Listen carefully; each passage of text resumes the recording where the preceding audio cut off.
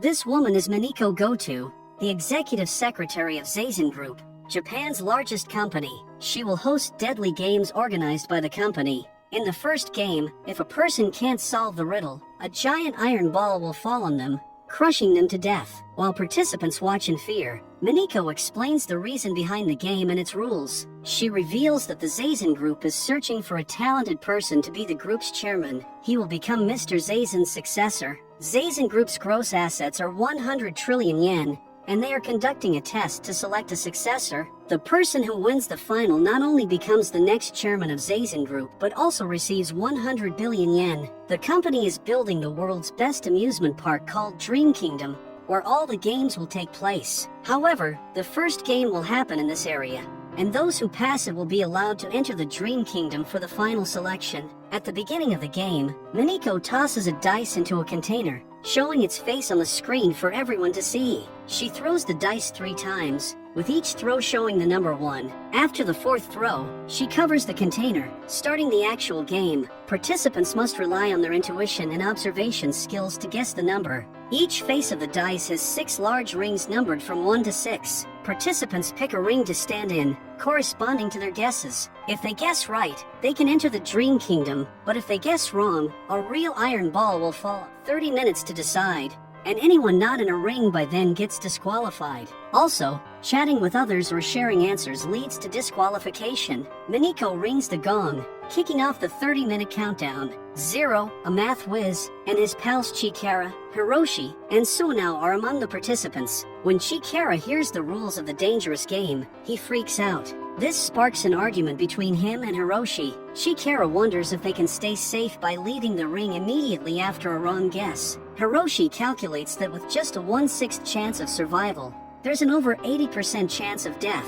A gangster named Seiji jumps into the discussion, suggesting that the chances of rolling a 2 to 6 are also 1/6. Another gangster, Sakura, shares his theory that the dice might be rigged, suggesting its mass is shifted, causing certain faces to come up more often. The dice is unstable because its weight isn't balanced, which could explain why the number 1 kept appearing repeatedly. He thinks that Miniko instructed them to rely on intuition and observation to guess the number, so choosing 1 based on the dice's weight is a decision made through observation. Seiji counters that if Sakura is so sure about his answer, he should be the first to step into the ring. Amidst the discussions, Miniko speaks up and offers the participants a favor. She says that anyone in a ring when the game ends, regardless of their guess being right or wrong, will be allowed to join the next game. However, this will apply to them if they are still alive. While the participants ponder over the offer, Sharub, a 3rd-year student from a private middle school, heads to the number 1 ring. Seeing this, other participants follow him into the ring, thinking he might have figured something out. However, Zero is still contemplating the answer. With Miniko's statement about being allowed into the next game if they're still alive, Zero considers that they might not need to guess right. He believes that if they can proceed without guessing the correct number, right might not be essential to winning the game. Zero's friend, Chikara, who suspects Zero of deceit, decides to join the others at Ring 1. Meanwhile, Zero continues to ponder Miniko's words and how she tossed the dice. He notices something odd about Miniko's previous dice throw. Firstly, she didn't explicitly state that the screen would show them the dice inside the container. She merely mentioned that if she threw the dice, the participants would see a dice on the screen. There was no mention of it showing the face of the dice she tossed. Zero speculates that the dice shown on the screen were actually thrown into the container in the opposite direction the 4th time, meaning what they saw on the screen was completely fake. If that's the case, Miniko didn't roll 1 3 times in a row. Therefore, the probability of getting 1 is just 1/6 like the others. With that said, he enters the 2nd ring, still unsure if it's the correct answer. After hearing Zero's explanation, the participants leave the 1st ring. Zero sits near the walls of the ring, and his friends follow him, putting their trust in him. Then, Zero asks Sharub if he won't come out of the ring. Sharub responds that he won't, saying that the game is like picking up money on the ground. Yuki Hikawa, one of the participants, overhears this and murmurs something in Seiji's ears. With only 3 minutes remaining, the duo calls Chikara and informs him that the actual answer is number 3. They do this because they want to sit near the ring's walls like Sharub and Zero. But if they do, other participants will follow suit. They lie to Chikara that 3 is the answer so they can deceive him. When other participants attempt to enter the ring, Seiji informs them that it's not the correct answer and that they're just trying to trap Chikara. With 1 minute left, one participant tells others that the correct answer is 5. This is because 5 appears most frequently when rolling a dice. Everyone enters ring number 5. But when Sakura tries to join, he's kicked out. When asked, Zero confirms that 5 might be correct. This is because dice are crafted unevenly, causing opposite sides to have shifting the center of mass. Thus, 5 is more likely to occur. His friends ask if they should switch rings, but Zero insists on staying. In fact, he tells Chikara to join him in ring number 2, claiming they're trying to trick him. With 10 seconds left and nothing in mind, Sakura enters ring number 4. The guards lock the door, preventing anyone from changing their location. Realizing that Chikara will likely be crushed under the iron ball, Zero decides to help his friend. He jumps from one ring to the other, moving Chikara away from the center. Zero then instructs him to keep his knees up, back against the edge, and sit attached to the fence. As time runs out, everyone hopes their ring number is correct. When Miniko opens the container, it's revealed that the correct answer is 4. It appears only Sakura has won, and everyone else will face death. Soon, the iron balls are launched, and fortunately, all those sitting near the fence survive. This is when Zero tells Chikara that he had no idea which number it would be, because he thought the game wasn't about guessing which face comes up. The moment Manito said that anyone in the ring when the game ends can still enter the next game, Zero realized the point wasn't which face comes up, but if they're observant enough to notice a gap between the iron ball and the ring. Zero didn't know the size of the iron ball from the ground, so he wasn't confident. The surviving participants were happy until they saw the chaos in ring number 5, where everyone had been crushed to death. Miniko then announces that the remaining participants in the rings can enter the main competition. She's about to question Zero about violating the rules, but Zazen Group Secretary Kuroda gives her a message, stopping her. It turns out that Zazen Group Chairman, Mirio Zazen, has decided to overlook Zero's rule violation because he believes things are going to get more interesting.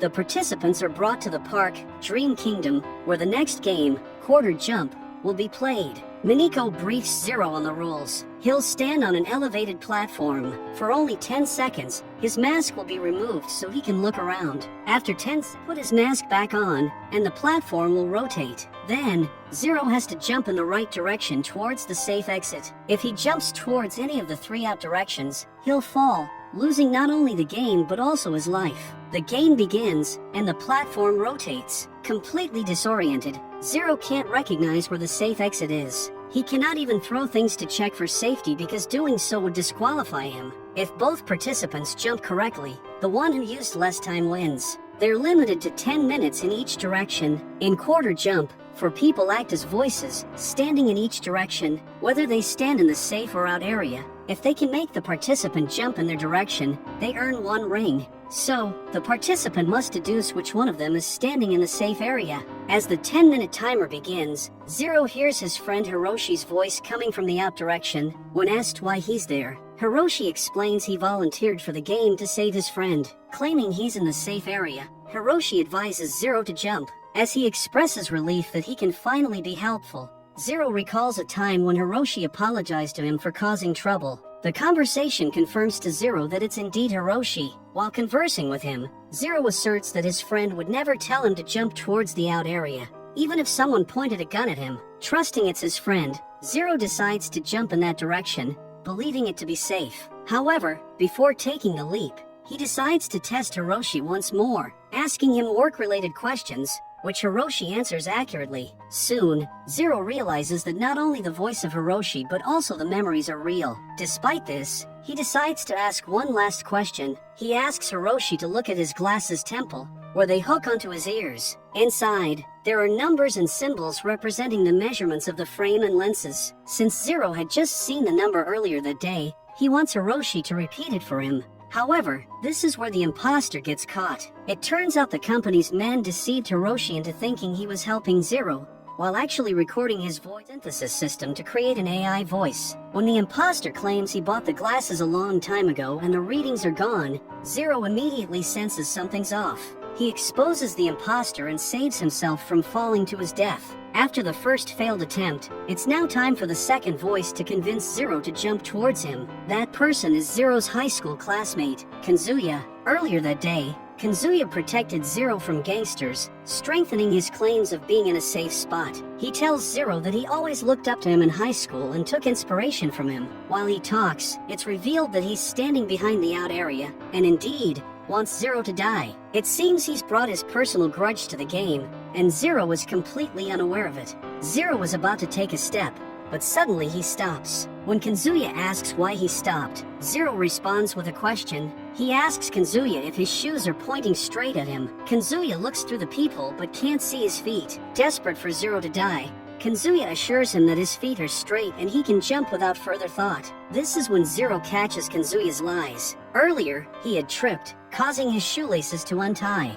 Now, Zero realizes that if Kazuya were in the safe area and could see his shoes clearly, he would have warned him immediately. Someone is about to risk their life to jump, but their shoelace is untied, indicating the person on the other side couldn't see it. The iron wall created a blind spot in front of Kazuya. As he gets caught, Kazuya admits to Zero how much he hates him. It turns out that back in high school, Kazuya was a top student not only academically but also in sports. However, when Zero joined the school, he began surpassing Kazuya in everything. There was nothing Kazuya could beat him at. But before the last relay, which their swim team had to win after a previous victory, Zero took pity on him and refused to be the anchor leg of the team so that Kazuya could take his place. The team lost the match that day, and Kazuya was humiliated by other team members for it. Since then, he has been trapped by Zero's shadow. When he saw Zero in the Dream Kingdom, he would defeat him, or even kill him no matter what. Zero is shocked to hear this, but remains calm and forgives Kazuya.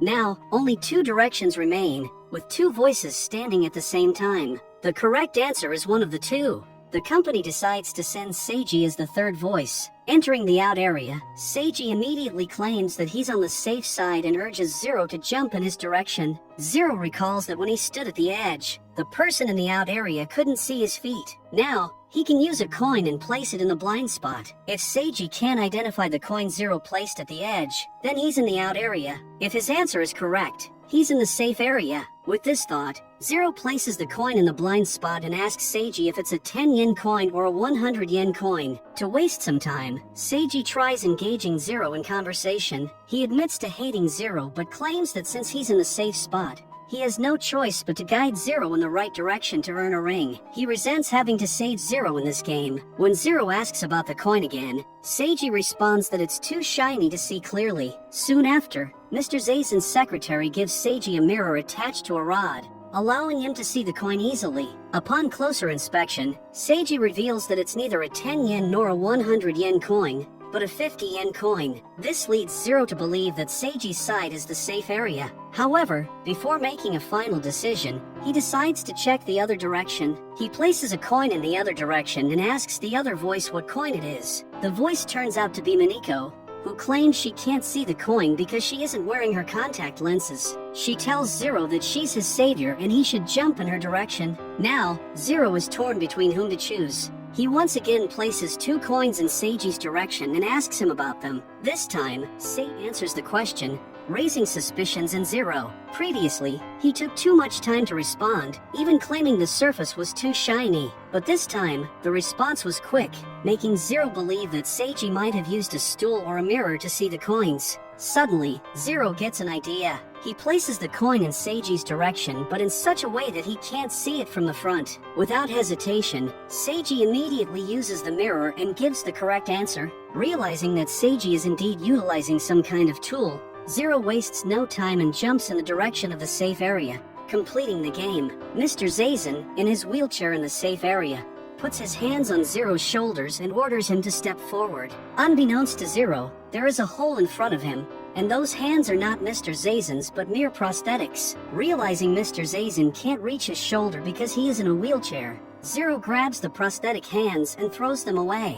The guard holding the hands barely manages to survive. Zero then takes off his mask and tells Mr. Zazen he won't play his nasty games anymore. Mr. Zazen responds that as long as Zero is here, whether he lives or dies will be decided by his finger alone. Zero barely makes it in time, but he passes. Depending on Shurub's result, he can or cannot be the winner. Now, it's Shurub's turn. He is taken to the platform, where he employs a clever trick to secure his win. He bends and joins his thumbs at the joint while shielding them from view with his hands. Then, he asks the voices if the tips of his thumbs are joining. His head prevents others from seeing the thumbs from above using the mirror, while his hands block the side view of the thumbs. Sakura, who is in the safe area, manages to see the placement of the thumbs. As soon as he gives the correct answer, Shurub jumps in his direction, finishing the game in a mere 40 seconds. It turns out that as Zero returned to the base of the building, he saw that the company used long ride the coin placement. While Shurub was being taken to the platform, Zero intervened. Not wanting Shurub to fall victim to the company's dirty tricks,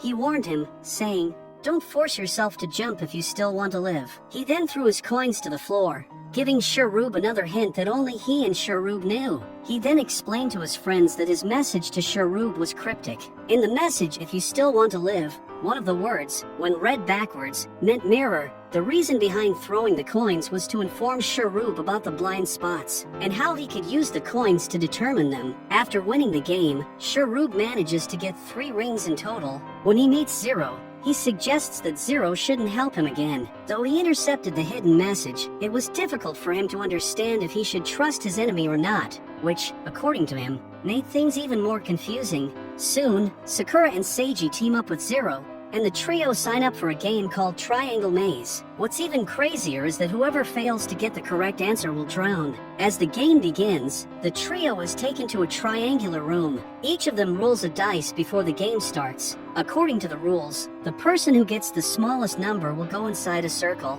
Zero rolls a 1, so he is cuffed to a pole in the circle. Soon, Zero gets trapped in a cylindrical glass, and the only way out is if he answers the given question. The other teams playing the same game are Shurub's team and Zero's friend's team. To win, they simply have to answer the only question Miniko asks. A tablet is provided to the participants with all 25 options for the question. From choice 1 to 25, the participants have to choose one they think is the answer. They can use a sketchbook and pen to organize their thoughts. They have only 30 minutes, and only the first team that answers the question correctly will be given 3 rings in total, 1 for each member. Miniko has come up with an evil way to give the participants an idea of the time they have left. They have prepared a stopwatch in each room called the Human Pillar Stopwatch. Water will be poured in when the game starts, so the participants have to look at the rising water level to see how much time they have left. The time to complete the game is 30 minutes, but at 25 minutes, the water will reach the level where it will drown the person. When one team gives a correct answer, the water will stop being poured into all tanks. Each team will get only 1 chance to send an answer. So, if they fail once, they can only wait for another team to answer the question correctly. Zero is enraged that Mr. Zazen continues to play with people's lives, but he's forced to participate in the game. The one and only question is, all rooms are the same. What are you? Sakura writes the question on the sketchbook to show it to Zero. Unlike Sakura, Seiji has evil intentions. Since he has the tablet, he decides to delay sending the answer until after 25 minutes. By then, Zero, his biggest opponent, will be drowned, and in the remaining 5 minutes, he plans to choose the correct answer and get the rings. A fight erupts between him and Sakura, who has entered the game only because of Zero, believing he would help him get to the 100 billion yen. When Seiji refuses to show him the options, Zero responds that it's actually better if he doesn't see them. To start with, Zero instructs Sakura to look around the room to find a clue.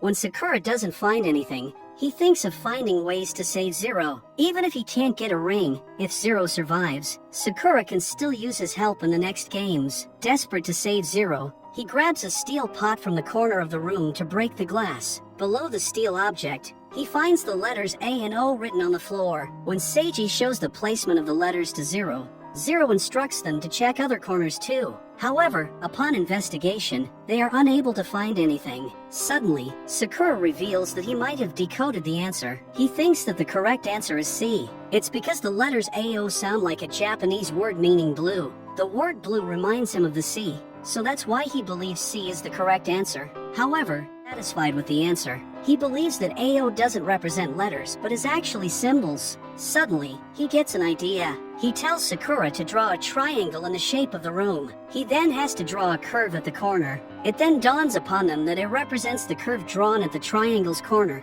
and O represents the symbol of degree. Zero now realizes that calculating a certain angle of this triangular room is the breakthrough to solving the question, but he doesn't know how to calculate the angles. What he needs to calculate an angle is the length of the sides. To get the length, he orders Sakura and Seiji to count the number of panels on both sides. After getting the answer, Zero realizes that the room they are in is an isosceles triangle. He then orders Sakura to count the panels of the other room too. Getting the length of the sides of the other room, Zero realizes that the room is one of the two isosceles triangles put together. Noticing the dimensions of the triangles, he believes that the angle they have to calculate is 36 degrees. Though they found the angle number, no one knew what to do with this information. Zero rethinks the question, which is, all the rooms are the same, so what are you? Zero suspects that if all the rooms are the same, then there must be something that connects their room with the other triangular rooms. Thinking along those lines, it seems like something connected to a triangle might be the right option.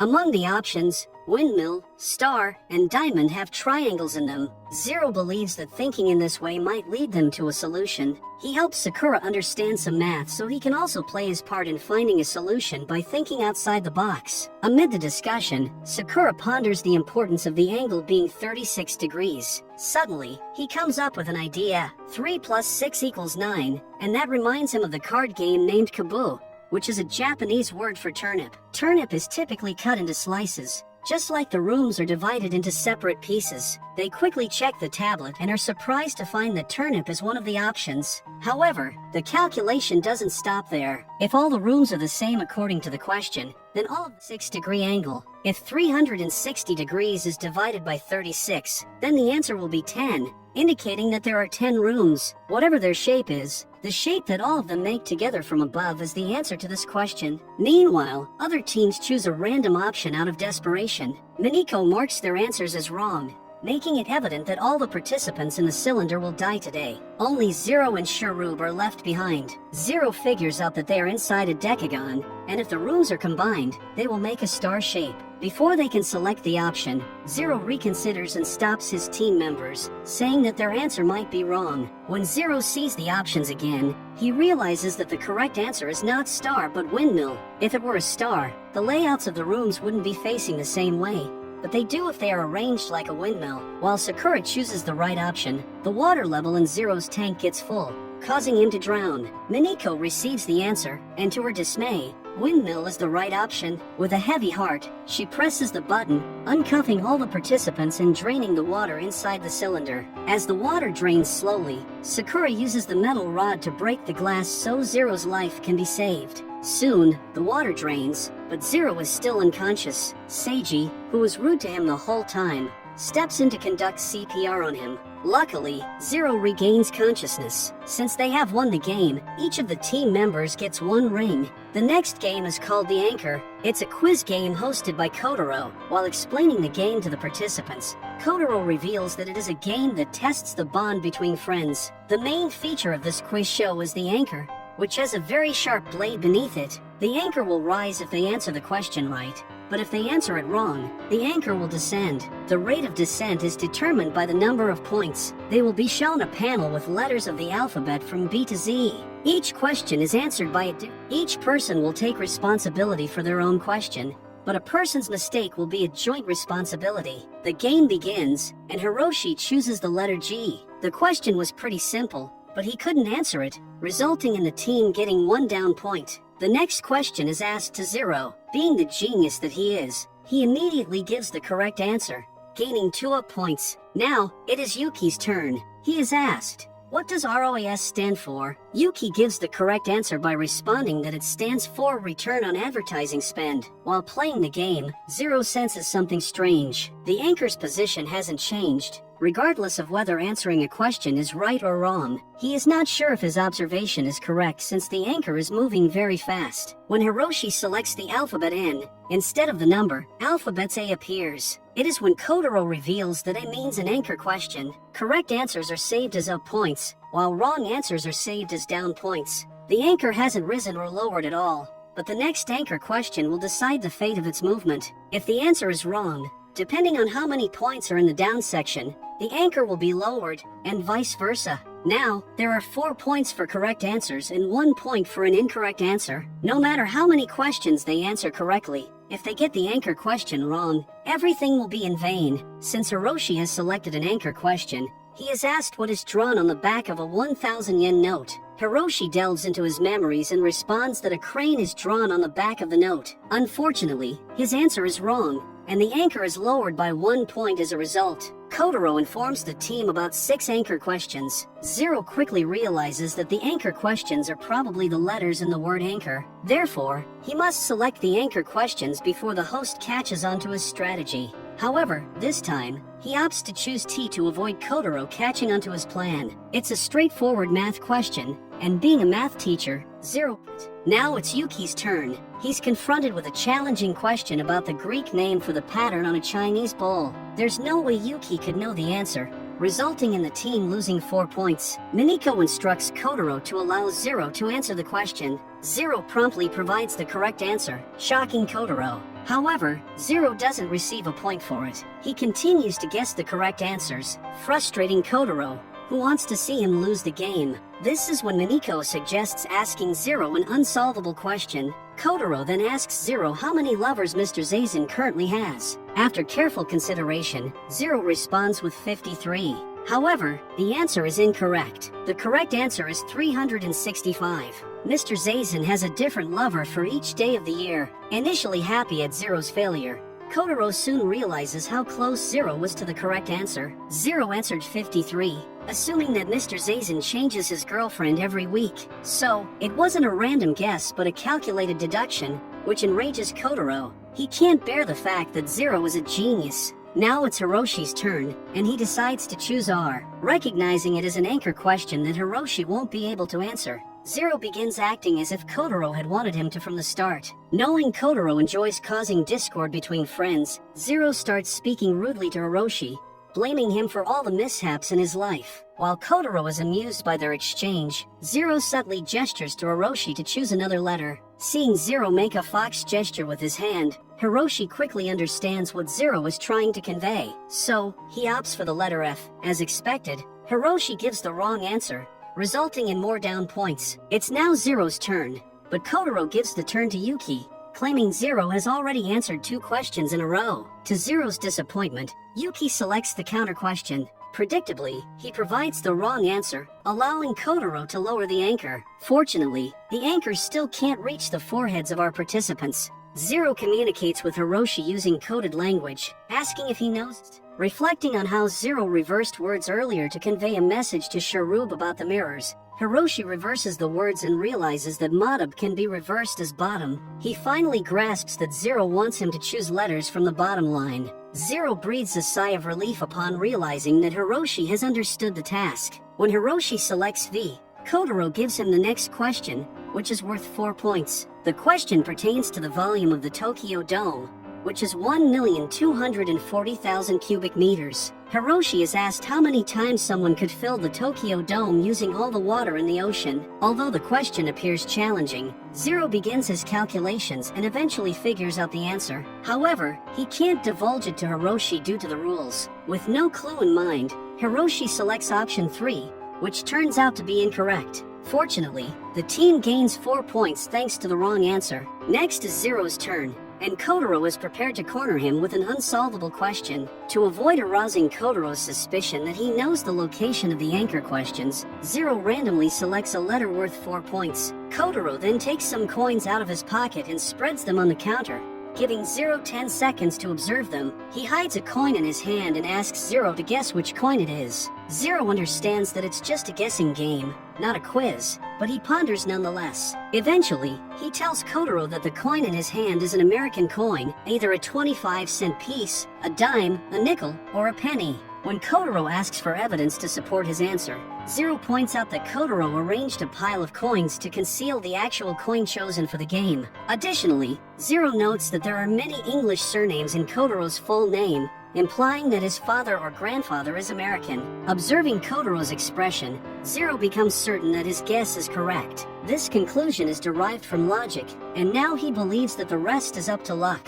Zero believes that Kotaro has brought a 1-cent coin to the show because it's so rare that even most Americans have one. As Kotaro opens his fist, it's revealed that he has a $1 coin, which is very close to Zero's guess. Even though Zero gave the wrong answer, Kotaro still can't comprehend how Zero made such a near guess. However, with the down points increasing, it becomes even more challenging for the team to win the game, let alone survive it. It's Yuki's turn, and he chooses a letter with an anchor question. Once again, it's a math problem, but Yuki is given only 10 seconds to solve it. Kotaro presses the down button, causing the anchor to lower so much that it grazes Hiroshi's forehead. Fortunately, the cut isn't deep. Once again, it's Hiroshi's turn. He's faced with a simple math problem that he has to solve in 20 seconds. Hiroshi attempts to tackle the problem the hard way, but Zero advises him that it's much simpler than he thinks. This guidance helps Hiroshi arrive at the answer before the timer runs out. Instead of awarding the team up points, Kotaro gives them down points, alleging that Zero helped Hiroshi with the answer. Next up is Yuki's turn, and he selects the letter X. It carries a 1-point question that he's unable to answer, resulting in the team gaining 1 down point. When it's Zero's turn, he chooses an anchor question, but it appears that Kotaro has prepared an even more challenging question for him. Kotaro mentions a scar of a single character on the side of his stomach, something like a souvenir from his teen years. Zero has to identify what character it is. Though it seems challenging, Zero doesn't lose hope. He starts gathering more information about Kotaro's past. Kotaro responds that he attended a high school famous for its naughty students. He admits to doing some wild things back then, resulting in the word on his stomach. When Kotaro mentions having many followers, Zero catches him. He points out that despite Kotaro's attempts to boast, he doesn't come across as someone who would excel in physical altercations, nor would he be popular among peers due to his unpleasant personality. Moreover, Zero notes Kotaro's enjoyment of their arguments, and his discomfort when they get along, suggesting he lacked genuine friendships and grew to despise the idea of them. Kotaro's facial expressions confirm that what Zero is saying rings true. At this point, Zero proposes another theory. He asks if the character on Kotaro's stomach is a remnant of the bird. Furthermore, Zero deduces that Kotaro's ability to talk about it with pride indicates it's not a symbol of humiliation for him. Zero believes that Kotaro has hidden a message meant just for him, the lone victory amidst his days of being bullied. When Zero recalls Kotaro's full name, Shiroyama Kotaro, he immediately realizes that Shiro is the character he etched on his stomach. Shiro from his name means castle, but when written upside down, it forms another word, Rashi, meaning killer. When Kotaro removes his shirt, it's confirmed that Zero's guess is correct. Mineko laughs at Kotaro for losing to Zero once again. Fortunately, the anchor moves upward due to Zero's correct answer. The game continues, with Yuki gaining 4 up points and Hiroshi receiving 4 down points. Now it's Zero's turn. Believing the anchor question is an O, Zero selects the alphabet, only to discover that Kotaro has changed the location of the anchor panel. Now, even if Zero manages to answer all the questions correctly and accumulate a bunch of up points, it will all be in vain if he is unable to obtain an anchor panel. It's Yuki's turn, but he fails to answer the following question, adding 4 more down points to the panel. The following question is directed at Hiroshi, who, as expected, can't answer it. With a total of 12 down points accumulated, no one can alter the fate of the team until Zero obtains an anchor panel. From the remaining alphabets, Zero chooses I, hoping to receive an anchor question. However, Mineko's team swiftly places point 1 at I, attempting to prevent him from getting an anchor question. Despite this, Zero answers the question correctly and gains an up point. It's Yuki's turn again, and to everyone's surprise, he receives an anchor question. While Kotaro asks the questions, Zero begins to create a scene. He bursts into tears, expressing that he has considered every possible scenario but sees no way of winning. He can't forgive himself for not being able to protect the lives of his friends. Zero's reaction distracts Yuki, and he is unable to answer within the given time frame. As Yuki fails to provide the complete answer, the anchor will now be lowered 12 points down, spelling doom for the team. With Kotaro pressing the start button, it seems inevitable that all 3 participants will meet a ruthless end. However, Things take an unexpected turn when the anchor gets warm and is unable to reach the participants. It turns out that Zero had already calculated that the anchor would be lowered enough to hit the platform. He deliberately distracted Yuki earlier to ensure he gave the wrong answer. It's revealed that Zero had been calculating the measurements from the beginning. Zero calculated the distance between his head and the anchor using his arm. He then monitored the anchor's position each time it was lowered by a certain number of down points. Through his observations, he determined the exact number of down points needed to bring the anchor to the platform. Everything unfolded according to his plan, and he successfully saved the lives of his friends through critical thinking and careful observation. Unable to accept his defeat, Kotaro decides to restart the game. However, Mr. Zazen interrupts Kotaro, declaring Zero as the winner of the game. It turns out that the remaining 2 letters had 10 points set by Kotaro. If Yuki had been able to answer the anchor question correctly, they would have been able to keep the anchor above their heads, even if they got the last question wrong. Kotaro wouldn't allow them to clear the game so quickly. If they tried to play until the end, then it would have ensured their deaths. For altering the rules, Mr. Zazen promptly kicks Kotaro out of the building without even compensating him for his job. He then commends Zero and presents the team with the rings they deserve. Before departing, he encourages Zero to entertain him again with another life and death struggle. The next game is called The Witch's Manor. It requires 21 players, and if they win, each player receives 1 ring. A countdown of 25 minutes begins, and the players receive instructions through a letter emerging from the witch's mouth. The witch explains that there's only one way for all 21 captives to escape the manor alive. They must break the spell cast on the room. The letter also provides a clue. Hidden numbers within the room must be located, and the spell upon them must be broken so that the players can escape. Making a mistake will result in death. The correct solution starts with the soldiers standing to the left of the cannon. The 11 soldiers to the right of the cannonball are numbered, with numbers 9 and 10 being 4 and 2 respectively. The players have 2 chances to submit the answer. Everyone believes that Zero, being a genius, should come up with the answer in a minute. This impatient attitude infuriates Hiroshi. First, Zero examines the panel where the answer will be entered. He notices that there are spaces for 2 numbers in both input areas, indicating it consists of 2 digits. While exploring the room, Shikara points out that there are numbers written on each soldier depicted on the room's wallpaper. The other players start counting the number of soldiers, but Zero remains focused on deciphering the letter. Eventually, he realizes that the witch mentioned hidden numbers, but since the numbers on the soldiers are visible, they can't be the ones they're looking for. Realizing this, Zero addresses the players and informs them that the numbers written on the soldiers are fake and intended to mislead and confuse them. He believes that there must be hidden numbers in the room similar to those found in temperature or humidity readings. Zero then comes up with an idea. He instructs the team members to stand with their backs against the wall and spread out their arms. After obtaining their heights, he informs them that the measurement of one's wingspan from fingertip to fingertip is roughly the same as their height. By adding their heights, he calculates the measurement of each wall to be approximately 14.14 meters. Zero then explains that each side of the room measures the square root of 2. Seiji asks Zero for evidence to support his theory.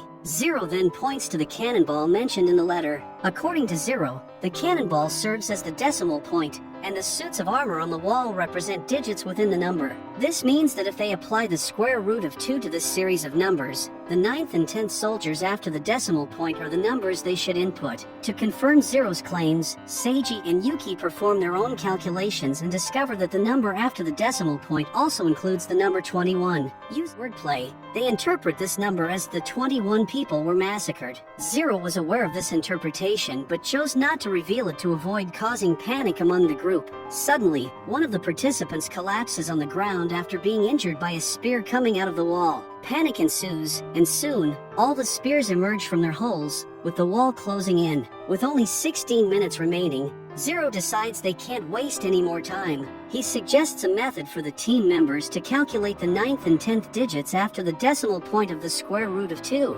This way, they can verify the accuracy of their calculations collectively, which is more reliable than relying on a single person. After careful calculation, Zero determines that the 9th digit is likely 2. Before they can find the 10th number, a group of participants confronts Zero, suggesting that he might be approaching the puzzle incorrectly. In a bid to assist Zero during this difficult moment, Seiji pretends to doubt him. The others join in, supporting Seiji, But when Seiji performs his own calculation and confirms that Zero was correct all along, the participants regain faith in Zero. They resume working together to find the 10th number. Soon, they discover that the 10th digit is likely 3, and it becomes clear that the 9th and 10th digits after the decimal are 2 and 3, respectively. With confidence, Zero inputs the numbers, but to his shock, the screen displays that his answer is wrong. This further angers the rebels, who decide to overthrow Zero. Amidst the chaos, Yuki approaches Zero and slaps him, asking if he can't lead them out of the room. Then who will?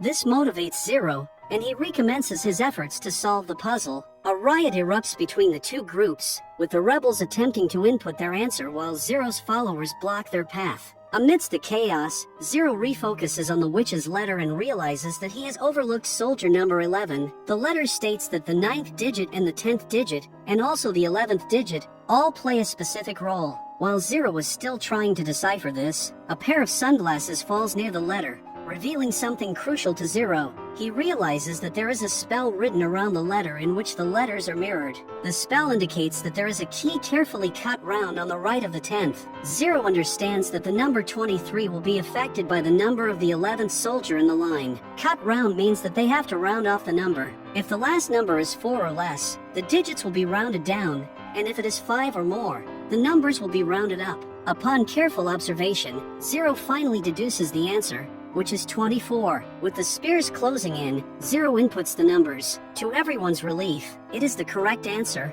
The walls then move backward, and the spears retract into their holes once again. The game appears to be over until the witch starts shaking and shatters. A 3-minute countdown begins. Additionally, more holes appear on the walls, revealing that there will be a rain of arrows from each side. A new letter emerges mouth, in which the witch declares her intention to still kill them all. She provides another clue.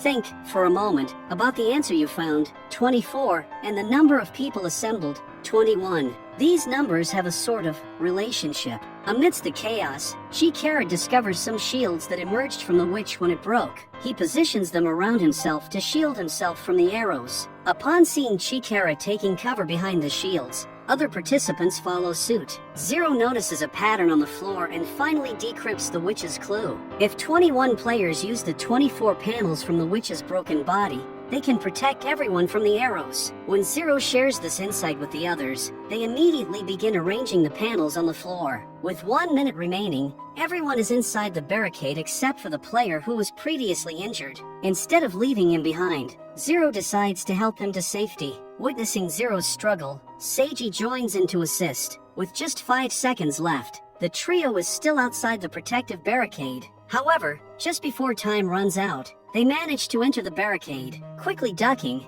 they avoid getting hit by the rain of arrows. As the game ends, everyone celebrates their success. Now, Zero only needs 1 more ring to claim his reward. However, the celebration is short-lived, as sirens blare and the announcer reveals that Shurub has secured his 4th and final ring. Instead of selecting Shurub as the next chairman, Mr. Zazen decides to arrange a final competition between him and Zero called Breakdown. First, the players must surrender their rings. They are then provided with 4 easily breakable boxes, each containing the rings earned during the competition. To protect their rings, each player receives 8 iron ring guards. When they place the guards inside the boxes, the other players won't know which rings are protected. Once a guard is used, it cannot be used again. The objective is not only to safeguard their own rings, but also to determine which of their opponent's boxes contains an unguarded ring. Taking a guess, they will use a hammer to break their opponent's boxes. The first person to crush even one of their opponent's rings will be declared the winner. Each player will have 1 chance per round, with 3 rounds in total. If, at the end of the game, both players have protected their rings, the player with the most guards remaining will be declared the winner. To determine, the secretary presents a roulette wheel. Shurub declines to spin the roulette and offers the opportunity to Zero. When Zero spins it, he loses, allowing Shurub to start each round. Shurub's eyes are covered with a blindfold so Zero can place the guards inside the boxes. In order to observe how Shurub sniffs out unprotected boxes, Zero decides to use 4 guards to protect all of his boxes. Now, it is time for Shurub's attack. His blindfold is removed, but he refuses to attack, stating that Zero has guarded all 4 of his boxes and there would be no point in attacking. His extraordinary observation skills leave everyone shocked. The boxes are removed, and it becomes clear that Sharub has guessed correctly. Now, it is Zero's turn to attack. With his eyes blindfolded, Sharub places the guards. As soon as Zero removes the blindfold, Sharub informs him that he has used only one guard. This further confuses Zero, who is unsure whether to trust Sharub or not. Observing Sharub's focused gaze on one of the boxes, Zero realizes that it might be the unguarded one. Falling into the trap as expected, Zero strikes the box Sharub was fixating on, only to find it guarded. Sharub deliberately fed false information to Zero, who played right into his hands. Now, it is Sharub's turn to attack. Zero uses 3 guards, leaving one of the boxes unprotected. As Sharub prepares to attack, Zero questions how he knew that all 4 boxes were protected in the previous round. Sharub explains that he could see gaps in Zero. When Zero inquires about the gaps, Sharub reveals that he has always been able to perceive gaps and seams in everything. This revelation dawns on Zero, and he realizes that Sharub possesses extraordinary instincts. Despite Zero's efforts to conceal his expressions, Sharub still manages to see right through him. He points out that Zero has used 3 guards this round, leaving only 1 box without a guard. Since Zero has only 1 guard left, Sharub believes that even if he makes it past this round,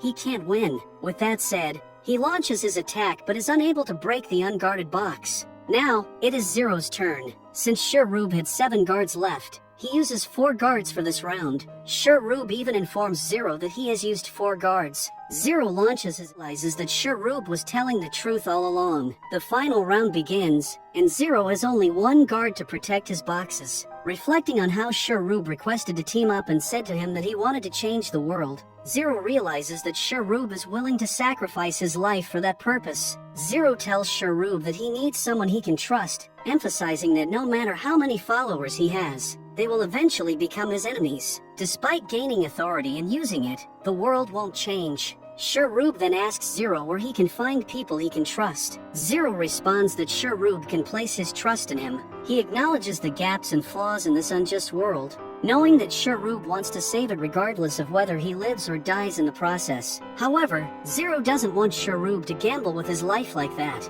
He emphasizes that every life here is worth more than 100 billion yen. Zero warns Sharub that if he forgets this, he will become a slave to the ideology of money and power. Zero aims to protect Sharub from that world so that Sharub can protect others from it. Unlike before, Sharub is now unable to read Zero's expressions. He believes that this time, Zero is not thinking about the boxes. He is only thinking about him. Upon hearing Zero's words expressing his desire to change the world, the other participants begin chanting his name and urge him to save the world. Just as he saved them in the games, Sharub launches an attack, and to everyone's shock, he hits the only box that was guarded. There are still chances that Zero can win this game. Now, it is Zero's turn to attack. Unbeknownst to him, Mineko has prepared something to ensure he loses the game. A fake ring box. It appears to contain a guard, but it's actually just a regular box. She believes that Zero will fall for this easy trap and avoid hitting the only unguarded box. When Sharub receives the new box, he immediately realizes Mineko's plan. Zero can see through a crack that the box is guarded, but Sharub tells him the truth, saying that the box is unguarded. Putting his complete faith in Sharub, Zero hits the fake guarded box, causing the ring inside to break. According to the rules, Zero has won the game, and will become the chairman of Zazen Group. Satisfied because he knows that he has placed power in the right hands. Saying that they will meet again someday, Sharub leaves the place. With Zero announced as the winner, his friends celebrate his success. Mr. Zazen calls Zero inside the office and congratulates him for becoming his successor. Amid their conversation, suddenly, Mr. Zazen feels a severe pain in his chest. After he is taken for treatment, his secretary informs Zero about Mr. Zazen's will. If something were to happen to him, then the Zazen Group would be transferred to his successor immediately. Learning that Zero will become the owner of trillions, his friends can't control their happiness. However, their joy is short-lived as Mineko approaches Zero and asks for a final battle with her. Zero could easily refuse the request. However, when he sees Mineko's brother, Mitsuru, in a wheelchair, he can't help but agree to the battle. It turns out that Mitsuru is none other than Zero's old friend, who lost his legs partially because of Zero. Until now, Zero has been living with this burden. Mineko hates Zero and holds a grudge against him, because she believes Zero is responsible for her brother's condition. The final game, Day and Night, begins. It is an unusual poker game, Played according to the Dream Kingdom's original rules, Zero will be given 26 cards containing only clubs and spades, while Miniko will have the cards containing diamonds and hearts. There will be 3 rounds. Using the 26 cards, Zero has to make 5 hands of 5 cards, from the strongest to the weakest. The hands he can make from his cards are Royal Straight Flush, Flush, Straight, 2 pair, 1 pair, and the Hog. The first rule is that they cannot repeat hands in this game. For example, in a single game, they cannot create 2 Royal Straight Flushes. They will hide their hands behind the screen so their opponent cannot see. Both of them have to guess what hand their opponent has made. If a player is able to make a stronger hand than their opponent, they will take the number of the highest card in their hand and add it to their score. For example, if they were to win with 1 pair, they would gain 8 points. Moreover, an ace does not stand for 114, the highest card value. If the 2 hands are the same, then the win will go to the person whose turn it is. It means, on their turn, they should match a hand that is stronger than their opponent's, and if they are the same, they get points anyway. If a player were to select a Royal Straight Flush on their turn, and pit it against their opponent's Royal Straight Flush, they would win. And because it includes an ace, it would add up to 14 points. In the first 2 rounds, each player will receive a turn. In the final turn, they will reveal their cards at the same time. In the 3rd round, the person with the better hand will win. However, if the 3rd round ends in a draw, they will draw cards from a deck, and whoever draws the highest card will win. They will use a dart board to make the other person reveal the cards they hit. For example, if they hit Ace and King, their opponent will have to show them the cards that they hit on the dartboard. So, the dartboard is a necessary tool for figuring out what hand their opponent has made. For each of the first 2 rounds, the players will have 2 darts to throw. In the 3rd, they will have 3 darts. To start the game and to determine the turn order, they play the roulette wheel again, and Miniko wins. The first round starts and both players set up their cards. Miniko, skilled at the game, confidently throws her darts at Ace and King. Zero tries to aim his dart at good cards, but being new, 1 dart hits the wall while the other hits card 8. Now, the real game starts. With Zero's Ace and King card shown, Miniko easily identifies the hand type, getting 14 points for her ace. She keeps identifying hand types and getting more points. Now it's Zero's turn. He watches closely and identifies 2 of Miniko's hands, earning 22 points. In the final turn, Miniko scores 41 points. Suddenly, a guard tells Miniko something, shocking her deeply. The guard has brought the chairman's message to Miniko. If she loses the game, her brother will be killed as punishment. She'll face consequences for tarnishing the Dream Kingdom with her personal vendetta against Zero. With that, the guard escorts Mitsuru out, adding more pressure on Miniko. The 2nd round starts, and Zero hits his darts on the king and queen. Meanwhile, Miniko aims at Ace and 7. Zero begins and spots 2 of Miniko's strongest hands, earning a total of 49 points. He notices Miniko always plays her highest cards. Considering this, he plans to arrange his cards to appear as if they're his highest, but they won't be. With this strategy, Zero gradually gains control of the game. However, Miniko fights back, ending the round 6 points ahead of Zero. Round begins, and they arrange their hands. Miniko throws her darts, hitting King, Queen, and Ace. Zero only manages to strike Ace, 7, and 8. Miniko appears relaxed as she can clearly see Zero's hands. She uses her strongest hand to reveal what she believes is Zero's Royal Straight Flush. However, when Zero flips the cards, Miniko is shocked to realize it's not a Royal Straight Flush but the weakest card posing is the strongest one.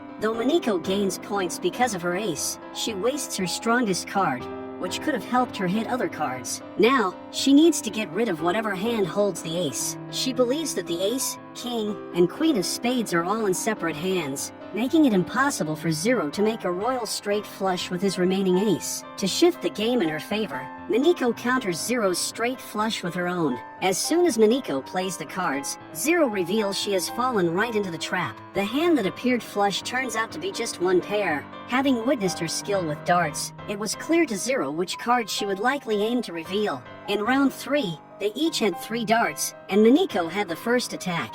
For Zero, it felt like a handicap at first, but knowing the cards Miniko would aim for, he set a trap. Now it's Zero's turn to counterattack. Firstly, he takes her flush with his own flush. When Miniko asks how Zero was so sure of his cards, he reveals his secret move. He noticed from the beginning that Miniko always arranged her cards in ascending order. When she showed her cards, it became quite easy for Zero to understand her hands. Finally, straight, and the third round ends with a tie. Now, they will determine a winner by picking a card from the top of the deck. Miniko can't do anything now. It's all up to luck. Firstly, Zero picks a card, which turns out to be a king. Now, if Miniko gets an ace, only then will she win and ensure her brother's safety. Her hands begin shaking with fear. She then grabs the card and is relieved to see that it is indeed an ace. Miniko wins the game and becomes the chairman of the Zazen group. Yuki applies for a job at her company, and with a deck in his hand, shows her how she won the game. It turns out that when Zero reached out to grab a card, he already had 2 cards hidden in his palm, a king and an ace. While attempting to pick up the card, he discreetly replaced it with one he had already chosen. He did all of this because when the guard arrived to warn Miniko about her brother, Zero immediately suspected something. He couldn't save his friend once, and this time, he decided to be there for him. By giving Miniko her victory, he managed to ensure Mitsuru's safety. Zero then meets Mitsuru, who has forgiven him and is ready to move on. Mr. Zazen acknowledged Zero's efforts in the games and gave him the 1 billion yen he deserved. Zero entrusted the responsibility of distributing the money among the needy to his friends. The series ends with Zero once again pursuing his ambitions that he had set aside because of Mitsuru.